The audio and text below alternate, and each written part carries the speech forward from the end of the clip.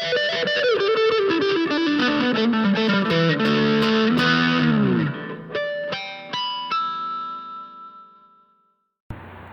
y'all. So I'm back here now to continue talking about the mirror of production and to get right into it, into the second part of the second chapter, titled Marxist Anthropology and the Domination of Nature.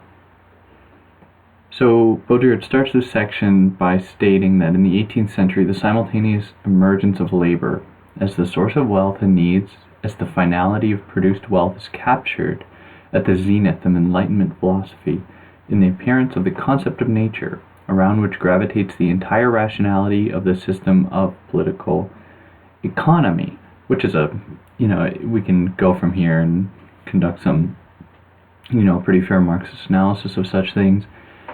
What purpose does nature serve in this drive for profit, in the conduction of capital, anything of that sort, which would make very good sense. I think it would be a fair analysis for sure. But Baudrillard, in his standard fashion, wants to throw this a little bit out of whack and think about the way in which, keeping up with the current of the last video I did, or talk I did, throwing us out of kilter with what we might think to be a pretty traditional Marxist analysis towards like some benevolent type systemic change. So this idea of nature comes into fruition for Baudrillard in the 18th century, when it was discovered as a force for him, when it was discovered as something that precedes humans, yet it is the source for all things human. I guess things all derive from nature.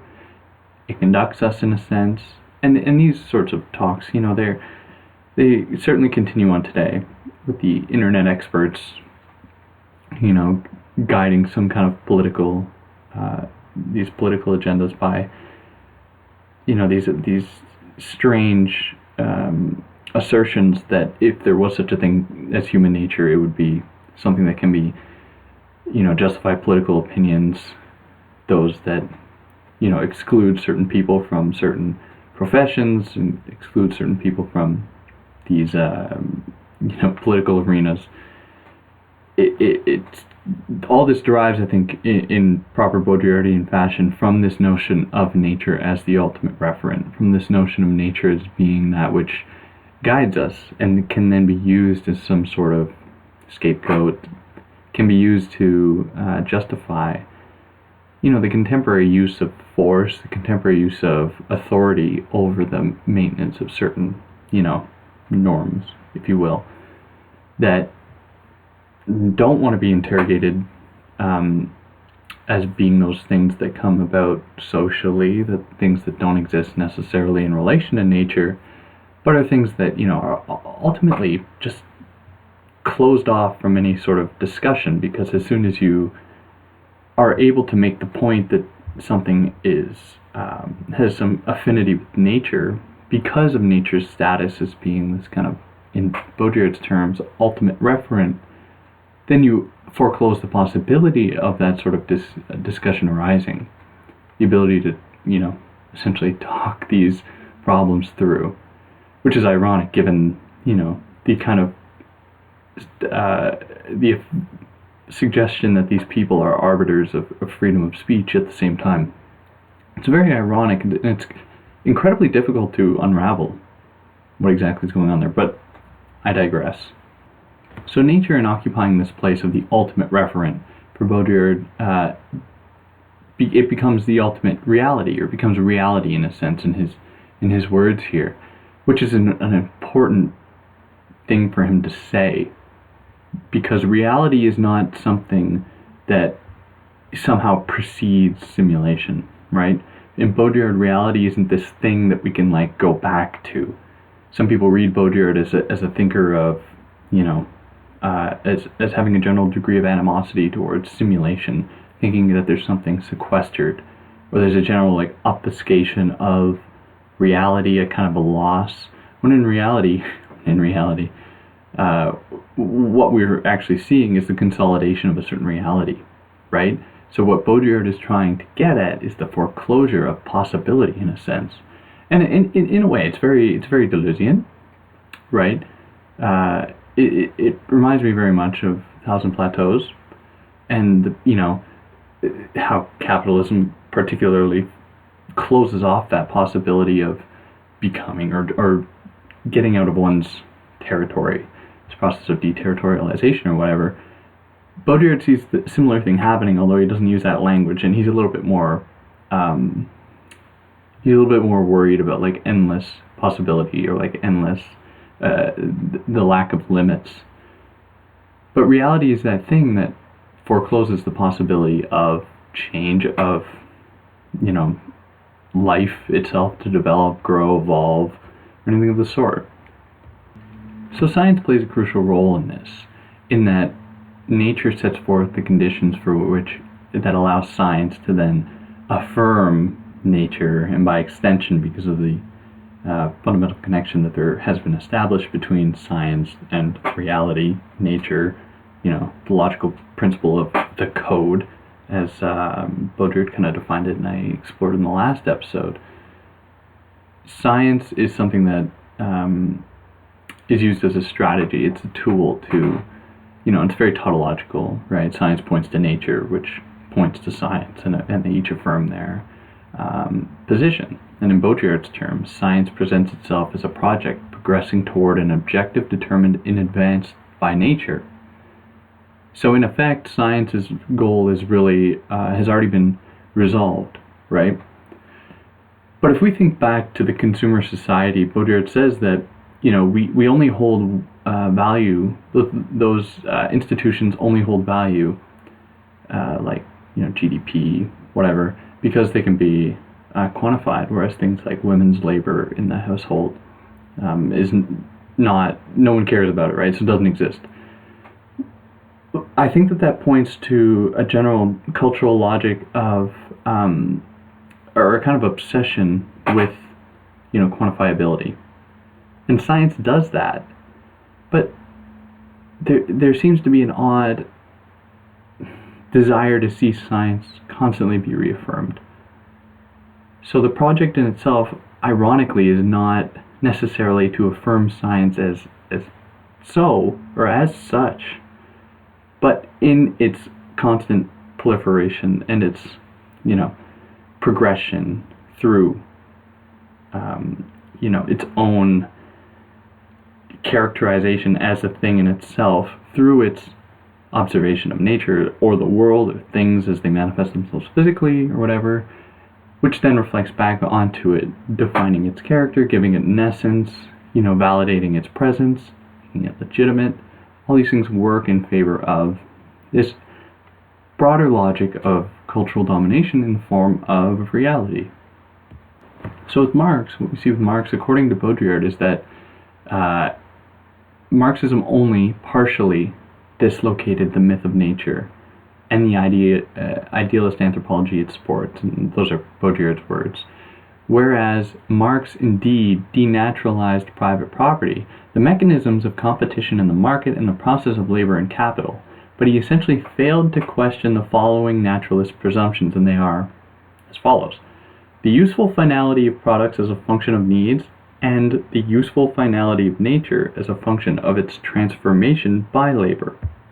And the reason for this is that Marxism, or at least the economic system that it foresaw, that it sort of prophesized, was not one that challenged the generation of nature as this kind of productive force, or as this thing that exists separate from, science or humanity or whatever, as that kind of transcendental ultimate referent from which all things derive, or in Marx's terms is like the mother of the earth, or representing that sort of sphere.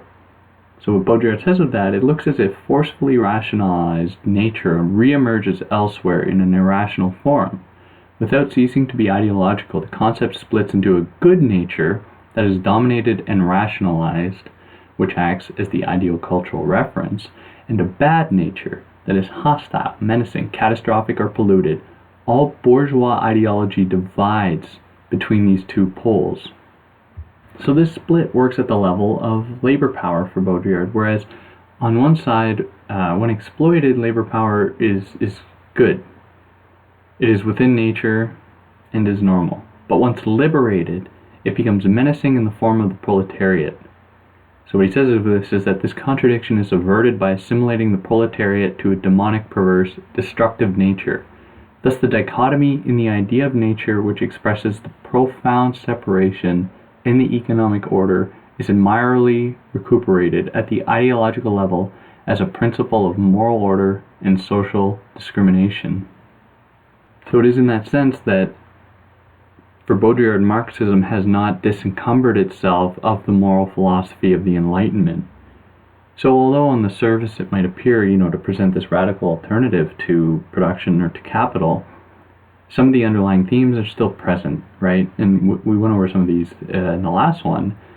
But thinking about the way in which the general anthropocentrism is just one that permeates throughout, Marx's theories. So this simple bifurcation or dichotomization of nature, or the belief in there being a good use of labor, or labor as being something that can, if used effectively, if used, to the proper extent, can do wonderful things.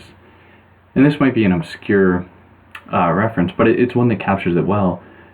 B.F. Skinner, the behavioral type psychologist, the conditioning psychologist, wrote a book called Walden 2. And in this book, it's kind of a utopic society thing. And a group of people are visiting it. And there's a lot to say about it, but one of the main characters of this visiting group is a philosopher who gets into all these arguments with the psychologist who runs this kind of, psychologist is supposed to be B.F. Skinner, who runs this kind of utopic society. But that's neither here nor there. It's a funny detail, but as far as the book runs, or what occurs in the book is that the visitors find that, they only labor for 2 or 3 hours a day, 3 or 4 hours a day maybe, and the rest of the time they're left to do whatever they want. As though, there is good labor or good degree of labor and then a bad degree of labor. Now, with all this being said, clearly exploitation is a thing that occurs in the capitalist mode of production, right? And it is something to be challenged. People shouldn't be working however many hours a week they do, 50, 60 hours a week. That's characteristically absurd, and it'd be wrong to think that working less is not a good thing. But it's the equation with working less, or a general, dissipation of labor, as being the prerequisite or the catalytic move towards some kind of better society, just simply affirms labor as being something that can be, used productively. And then all the other tenets that come with that, thinking about labor in relation to nature, in relation to other species, in relation to minority groups, how does that then, continue on? And through the affirmation of labor, as I just mentioned, what other kind of malicious forces or tenets are being affirmed? So what is necessary instead is for Baudrillard an explosion, in his words, or specifically what he says verbatim is the concept of scarcity itself, the concept of necessity, and the concept of production must be exploded because they rivet the bolt of political economy, whatever that might mean, exploded. But he puts this exploding in contrast to dialectical movement, or the kind of faith in the dialectical progression of history or whatever, as though it would lead to some better thing. And of course, there's an absence of Adorno here, but we think of negative dialectics or something as being, I guess, a response to just dialectics, plain and simple, moving linearly through time. But what Baudrillard says is that no dialectic leads beyond political economy, precisely because it is the very movement of political economy that is dialectical. You can't, you can't take the tires off a car while the car is moving. You can't do it because you could never get an actual grip of the movement of the car or of the dialectical progression of the thing itself. You must stop the car and stop that movement, stop that progression or that linear type teleological movement through space and time. So Baudrillard takes this from here he kind of moves back into his idea of symbolic exchange, where symbolic exchange was the guiding principle of primitive. Every time I use that word, I'm using it in quotes because that's not a term, that's not a good term at all. But in those primitive societies, whatever that might mean, there was the logic of symbolic exchange, right? And as we talked about for critique, think of potlatch, kulak, how these things work in relation to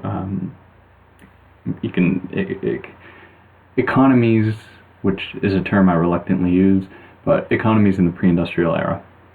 So for Baudrillard, things that develop in relation to production, in relation to industrialization, for instance, is the law, or a thing that develops.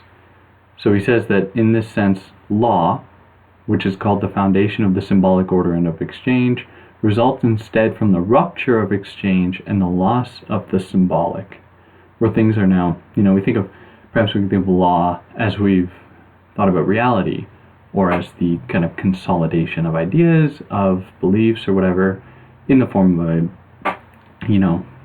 authoritative type foreclosure.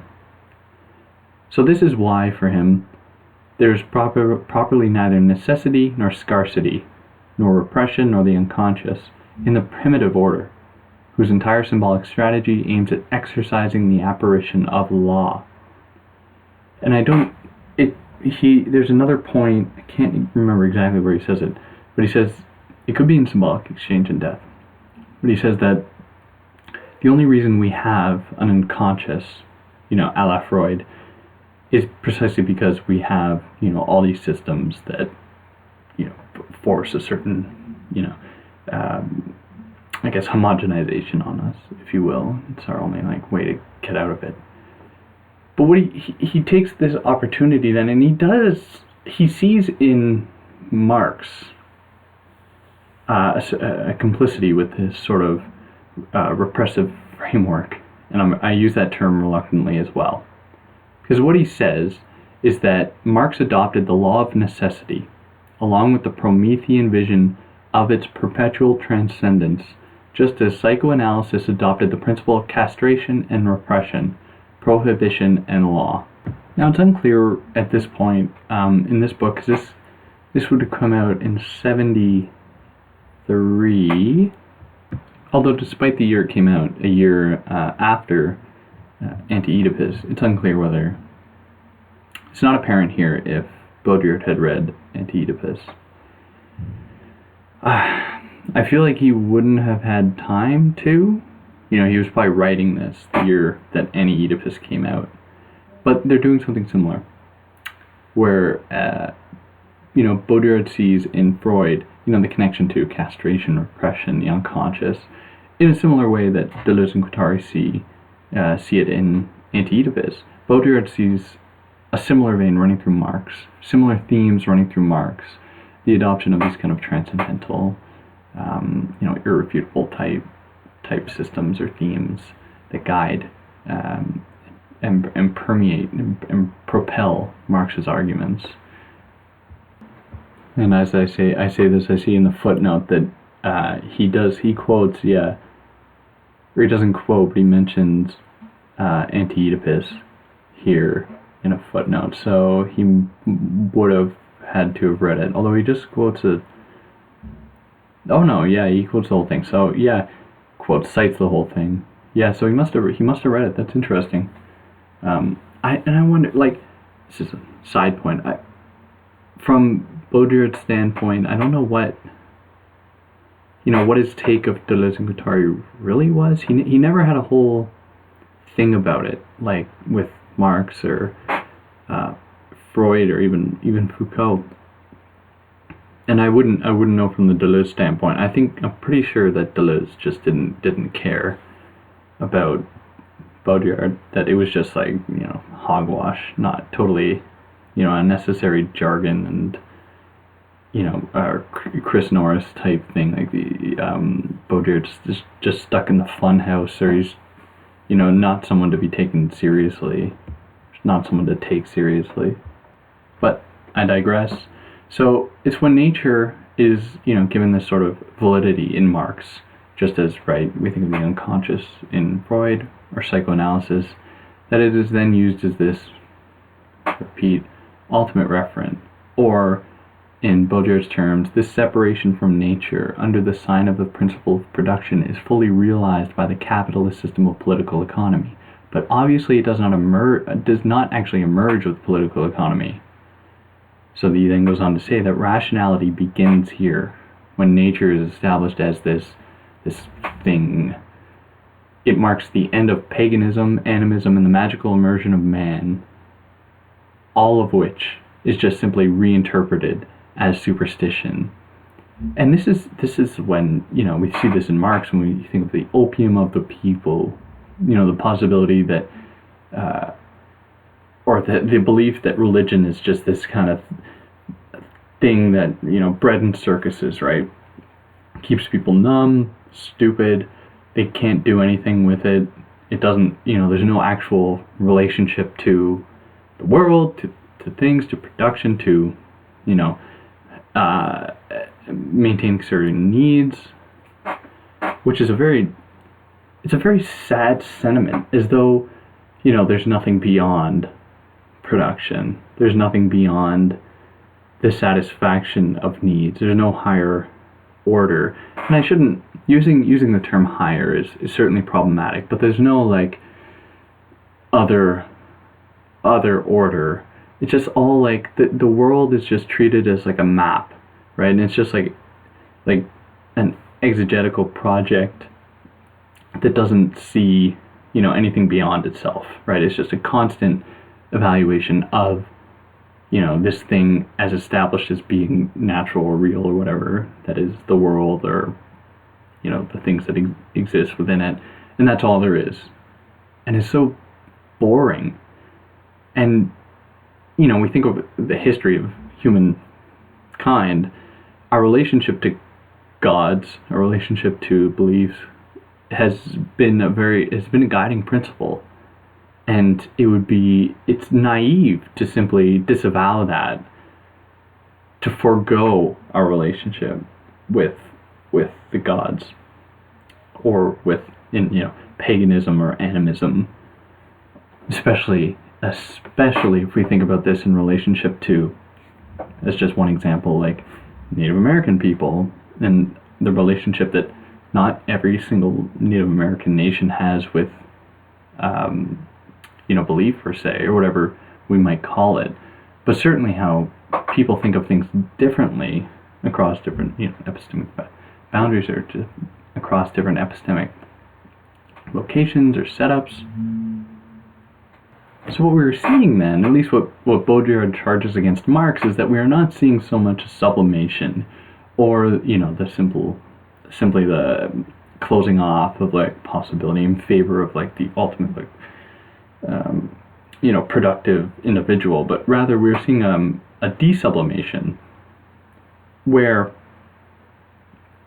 I guess all the energy of nature, of whether it manifests itself in the form of human nature or worldly nature, whatever that might look like, all the energy associated with that comes out through us, and we exist just as science affirms the conditions of nature, and then it's then mirrored back onto itself. We do the same thing, right?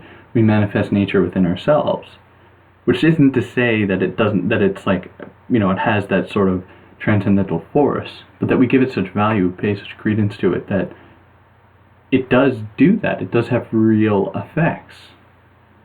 And then we could say, well, of course, if we think of the way in which our relationship to, gods, for instance, to stories, to myth, or whatever, can also have that effect. Like, this isn't all that surprising that nature can do that, but for some reason nature is the guiding force for that sort of desublimation in the industrial episteme, in the industrial epoch. And that is precisely because, you have the institutions of science, whatever, scientific observation, deduction, coming to the forefront and proclaiming in a ironically missionary type fashion that, you have this thing that is unchanging, it's universal, it guides us, it comes out in our, our relations between cultures, between people, between genders. And then people, tend to not think maybe as much as they should about such things, and they just eat it up. Like, that's just it. As soon as it is told to them by a certain source, i.e., scientist, whatever, or in the case of, mental, or in case of the psyche, the psychologist, psychiatrist, or whatever, like, this is all Foucault at this point. But why is it that we hold these people to such high esteem, as though for thousands of years humans got by perfectly fine without it? It's really quite odd that we do that, and it's present here. And this is what Baudrillard sees Marx failing to challenge. So in a sense, Marxism, in trying to, or maybe I won't, capitalism in trying to close off contradiction, right, in favor of like a total operativity. What we are seeing, precisely if we accept Baudrillard's thesis in that, Marxism mirroring production or communism mirroring production, we are seeing the same kind of abolition of contradiction, which is ironic, because contradiction is, if it's the guiding principle of like capitalist exchange or whatever, I would be more, personally, I am more afraid of a culture, of a system that's capable of eradicating contradiction than one that has contradiction in it, right? Because what will remain when all contradictions have been removed? To me, that's just thinly veiled, bomb the enemy type rhetoric that is, if we think of the history of most empires, that is certainly a logic that permeates through it. And this is only emphasized when, Baudrillard writes of Marx or Marxism, he writes, by pretending to illuminate earlier societies in the light of the present structure of the capitalist economy, Marxism, fails to see that abolishing their difference, it projects onto them the spectral light of political economy. So Marx affirmed that it is on the basis of a critical return to its own contradictions that our culture becomes capable of grasping earlier societies. Thus we must conclude, and thereby grasping the relativity of Marxist analysis, that in Marx's time the system of political economy had not yet developed all its contradictions. Hence that even for Marx, radical critique was not yet possible, nor was the real comprehension of earlier societies. So as contradiction is treated here, it's kind of problematic, right? As though contradiction is just the fundamental attribute of pre-industrial society, viewing them as being like kind of naive or, childlike, which is, what Marx does in the Grundrisse, right? When he says that that essentially pre-industrial people are children, likens them to children, and the industrial epoch is like that of an adult. Very problematic and odd analogy, but romanticizing this kind of contradictory essence of this contradictory mode of being. So then now Baudrillard switches gears and he starts to think of Baudrillard. So Baudrillard was, and this is the person that Baudrillard takes, people have said that the quotes that Baudrillard uses aren't actually Baudrillard, or that they don't actually come from his book here, which, people have clearly have a problem with, rightly so. However, this is what we have. Baudrillard, for those who don't know, I had to look it up. According to Wikipedia, he is one of the most influential French anthropologists and is best known as one of the early advocates of Marxism's incorporation into anthropology. He's also known for his field of work among the Baudrillard in the Papua New Guinea from the 60s to the 80s. So we can begin by that little introduction to see what problems Baudrillard's going to have with this guy.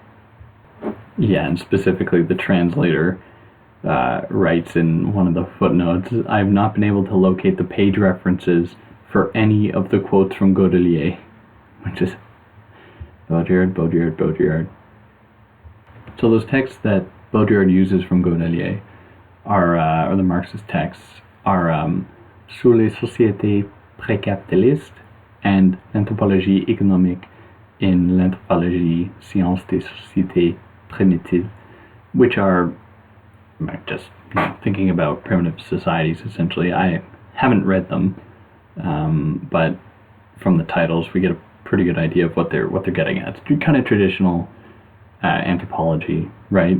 Seeing, so-called primitive people as being test subjects or things to be observed in all their wonder and their naturality or their naturalness. The charge that Baudrillard levels against him, though, and Marxist anthropology generally, is that it seeks from beginning to end to preserve materialist orthodoxy against the hearsay of primitive societies. So what Baudrillard observes is that, or what Baudrillard states that Baudrillard quotes, which we'll be a little bit careful of because this quote may not actually exist, but here we have it. Under certain conditions, kinship is economy, and religion can function directly as a relation of production. So, as we heard earlier, or as Baudrillard explained earlier, thinking about how we put primitive people under the spectral light of political economy. So what Baudrillard says about this is that as much as saying that he cannot, Baudrillard, imagine the primacy of anything except through the primacy of the economy. Ironic, given a Marxist approach. It seems as though Baudrillard's brand of Marxism is not at all actually interested in destructuring or destabilizing the economy, destabilizing all being related to this sort of economic base, the thing that guides and essentially sets the conditions for the superstructure, whatever religion, education, thought, belief to arise from. But this economy, according to the Marxist anthropologist, stream indicative of Baudrillard, the economy that permeates in these primitive societies is one of, I guess, subsistence, if you will, where there's no surplus. So people take that as a model for which we can then mirror, or we can then use to craft our own economic system around. Like, if they can do it, we can do it, as though all the other things in play, as far as relations of every other kind might go, as though those things don't also play a role, because they're able to do that by stapling on the title of economy to it, which has a relationship to us, though arbitrarily and only through language, really, only through the classification of a term, or the designation of the term of economy onto them and then onto us. So then, which is really just an aporia, but if we accept it, it's still odd, given that it doesn't consider all the other conditions at play, and why such a thing would not necessarily work across all boundaries. So it's this sort of romanticization that is really problematic, right? So of this, Baudrillard says that in emulating the discourse or the rhetoric of the Marxist anthropologists, Baudrillard says that the savages are nature. When they have enough, they stop producing. This formula contains both perplexed admiration and racist commiseration. Moreover, it is false, which is I think, very fair in that we shouldn't, think about other people in such terms, infantilizing them, making them a model for our own development. I guess putting that labor onto them, or making them test subjects, if you will. And this sort of racist commiseration for Baudrillard is more dangerous than, just killing people off, right, through disease or converting them their religion, right? It allows for those things to kind of develop, right? By viewing them as being lesser, as being naive, infantile type beings, then allows for us to do all sorts of unspeakable horrors to them, right? Let alone, of course, we must interrogate, like, the role capital has played in exploiting people. Like, there's no denying that. But how effective is Marx and Marxism at challenging that sort of exploitation? While it might not be an exploitation of resources as they manifest themselves physically, and it's an exploitation of, I guess, conceptual resources, right? Intellectual resources, which we shouldn't diminish the value of. We shouldn't say that it's, less than things as they manifest themselves physically. And here we return to the discussion of symbolic exchanges, that thing that resists production as it manifests itself in, like, the Western context, at least at the time, or the thinking about Marx. Symbolic exchange as being something that can't be mobilized, as something that's, intertwined with all the things mentioned earlier, sacrifice, culture, whatever, that resists production as it manifests itself as an oppressive force, which is something we've moved beyond, which is something that we can't, not to say we ever had it, these white Europeans that have not been particularly good at crafting culture, but certainly destroying it, which is a recurring theme through Western thought, through Western people's identities. But maybe there's something to be said about how destruction works too. No, I won't give that idea any credence. That's a stupid idea. So symbolic exchange is just one example that Baudrillard problematically uses. He says that primitive man does not chop one tree or trace one furrow without appeasing the spirits with a countergift or sacrifice. This taking and returning, giving and receiving is essential. It is always an actualization of symbolic exchange through gods. And what is problematic? It's the equation with, or the conflation of all, primitive people with this relationship to sacrifice or to the spirits, whatever the hell that means. But if we accept it, there's something to be said about the relationship between exchange, as it may have manifested itself at some point in some cultures at some times, and now. And what is essentially different is that exchange operates today on the realm of the material, right? Thinking back, religion's the opium of the people, kind of closing off that relationship with the gods, the relationship with things that don't necessarily present themselves to us in a way that makes them easily digestible, right? There was a certain faith in faith, if you will. So ironically, Baudrillard says that what Marxism fails to do is to see primitive people in their specificity, or to see their irreducibility to production. So the magical, the religious, and the symbolic are relegated to the margins of the economy. Just an interesting point. And one such example is, contemporary obsession. I say contemporary, but, it goes, whatever, the obsession with museums, where the example Baudrillard gives is that, we take things, objects, whatever, artifacts, cultural icons, out of their context, placed in museums, and they're supposed to represent art. It's just one example. So what Baudrillard says, this is done in the kindest, yet most radical way the world has ever seen. They have placed these objects in a museum by implanting them in an aesthetic category. But these objects are not at all art. And precisely, their non-aesthetic character could at least have been the starting point for a radical perspective on, and not an internal critique perspective, leading only to a broadened reproduction of, Western culture. Hence, in the materialist interpretation, there is only a replacement of art by economics, the aesthetic virus by the virus of production and the mode of production.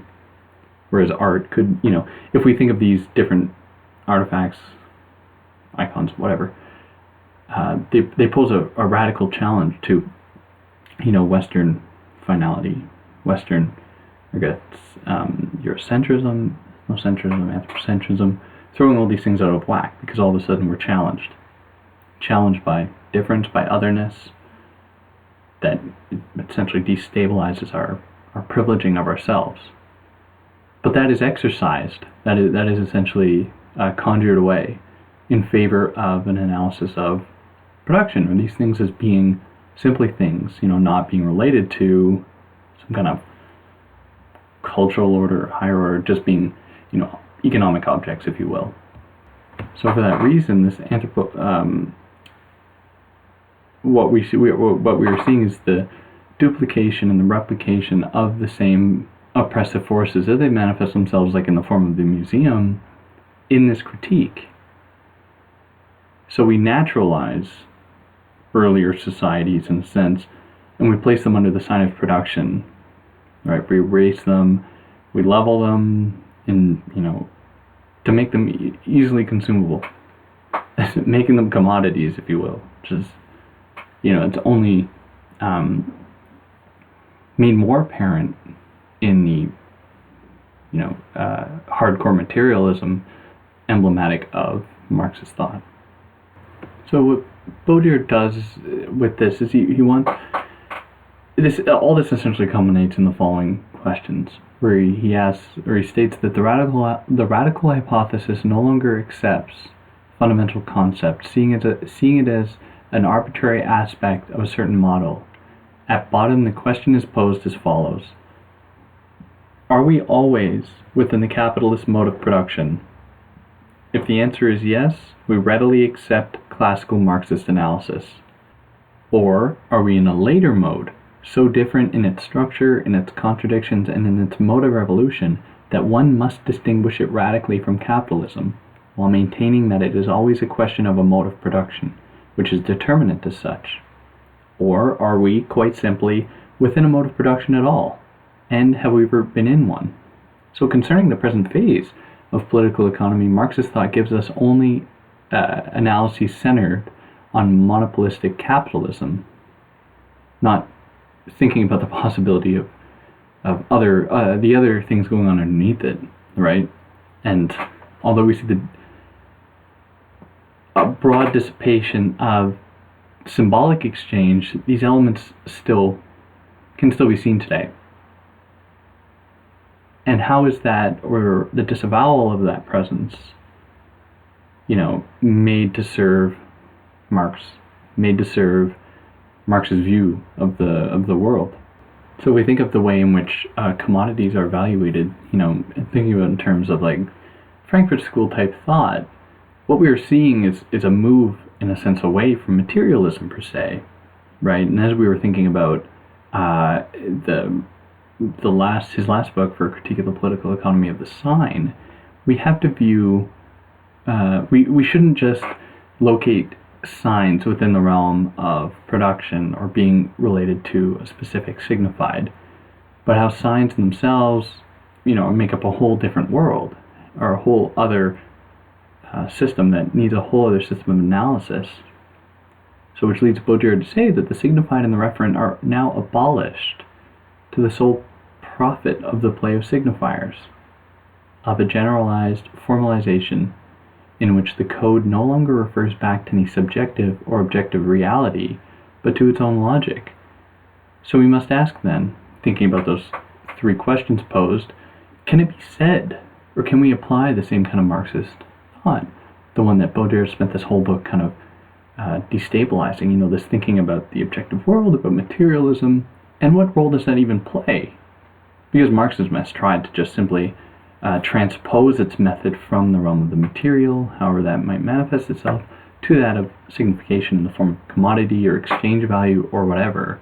But in doing so, all it does is transpose what already fell short, according to Baudrillard at least, to a domain in which it is just so alien that it just is out of place. It just doesn't have the conceptual tools to approach its object or to approach its, its own desire or its own approach.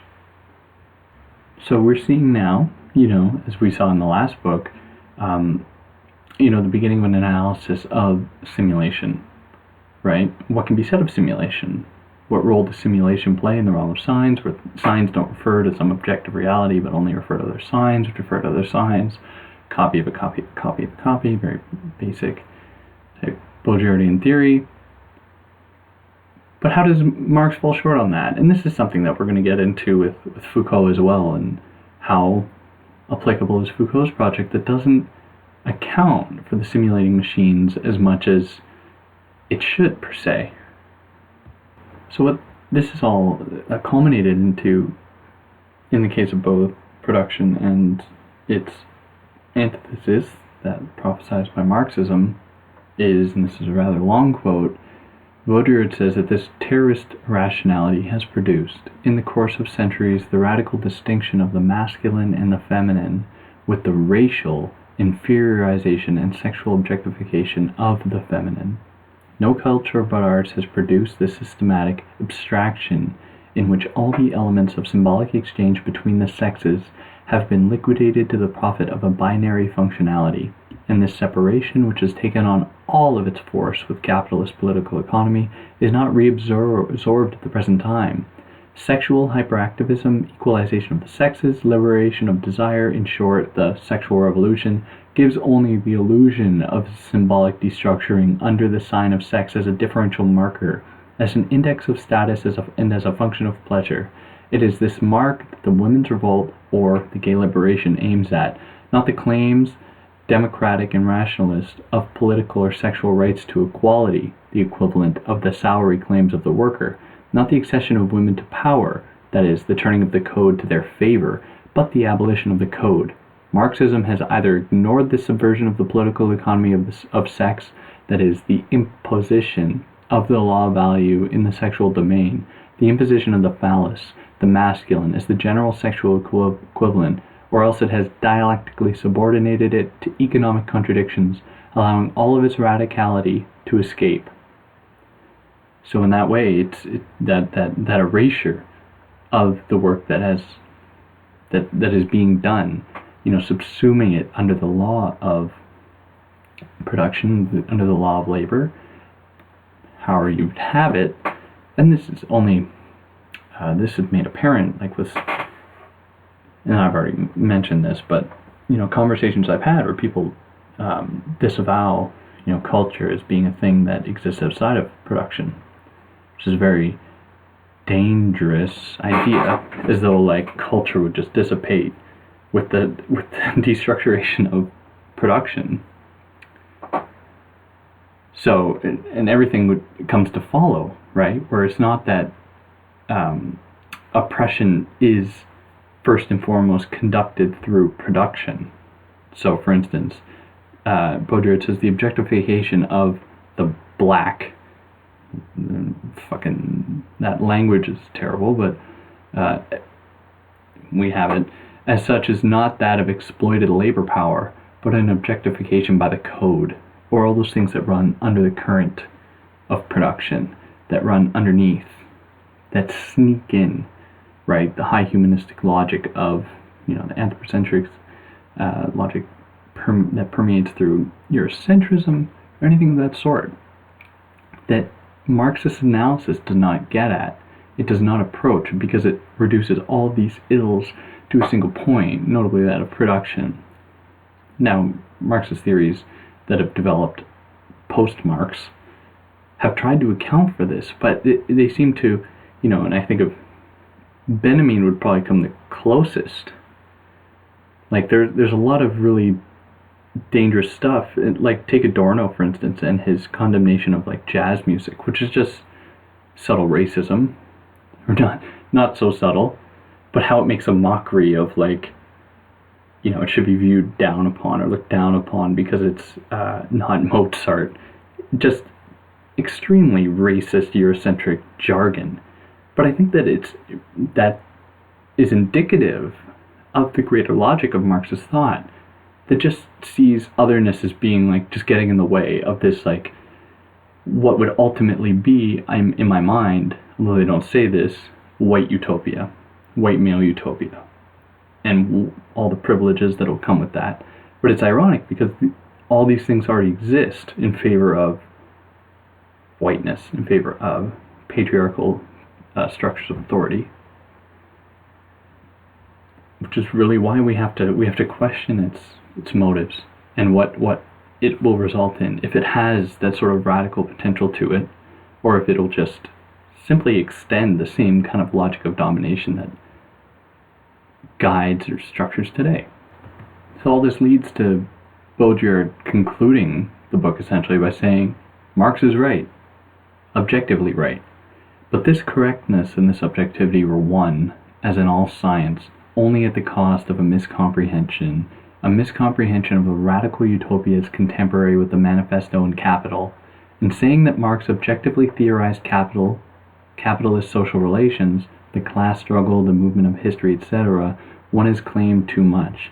In effect, Marx objectified the convulsion of a social order, its current subversion, the speech of life and death, the liberator of every moment, in a long-term dialectical revolution, in a spiraling finality that has only the endless screw of political economy. In that, we must be suspicious when when things are explained all too well, right? Because to what extent does that rely on the dissipation of the destruction of the exorcism of contradiction, which is an important facet to any mode of living, right? As soon as everything is subsumed into the logic of a certain linearity or authoritative type finality, then we risk, dipping into totalitarianism, any of these sort of scary type systems. So it's on that note that I think that we can bring this book to a close. There's a lot here, and for those that haven't read it yet, there's quite a bit more than I presented. Even though it is a short book. I remember when I first read it, I think I read it in like one sitting. 160 pages or so. But it's good, and it's clear, and it presents a side of Baudrillard that is outside of his, or how people normally read him, I think. This book and his following one, which would be Symbolic Exchange and Death. Although I don't know which one, either that or Forget Foucault, was written first. But anyhow, the next one I'll be doing here will be Symbolic Exchange and Death. But there's a lot here, and for anyone that has listened this far or listened through this, for those that have read it or haven't read it and their general questions, I really hope that you bring them up with me. But if you see any glaring holes in what I've presented here, I would certainly hope that someone would bring that up, even though I'm very familiar with the things that I skipped over just for the sake of time, really. And to be fair, a lot of it is very difficult, and I have trouble grasping it at times, because Baudrillard is rather elusive, and he's not. In a sense, he practices what he preaches. Like there are contradictions here. There are errors. There are things that should be challenged. But thank God, because then it would just mirror the same kind of system he's trying to critique, or he's critiquing Marx for failing to critique or failing to challenge. But for anyone who made it this far, thank you for listening. I hope that it was helpful. It was good for me to go through this book again. It is one of my... I do enjoy it a lot. Perhaps it's, as far as Baudrillard's books go, I could probably put like 10 above it that I prefer, but it is a good one. But for anyone that did listen, thanks for listening, and if you have any any problems with what I did here, just you know how to leave it. Thanks. Bye.